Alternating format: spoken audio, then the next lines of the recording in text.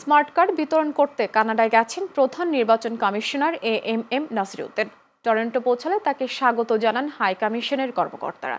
জানা যায় 14 দিনের সরকারি সফরে শুক্রবার টরন্টো পৌঁছান সিইসি। সফরসঙ্গী হিসেবে রয়েছেন লালমনিরহাট জেলা নির্বাচন কর্মকর্তা লুৎফুর কবির সরকার।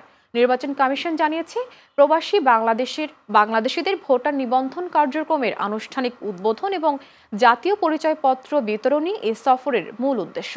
গত 4 মাসে তৈরি হওয়া মাত্র শতাধিক স্মার্ট কার্ড সঙ্গে নিয়ে গেছেন সিইসি। তবে এরই মধ্যে গত 7 মে টরন্টো ও 9 মে অটোয়ায় এই সেবা চালু হয়েছে, কিন্তু সার্ভার সংক্রান্ত জটিলতা ও অনুমোদনের নানা প্রক্রিয়াগত সমস্যার কারণে কার্যক্রম এখনও ধীরগতির।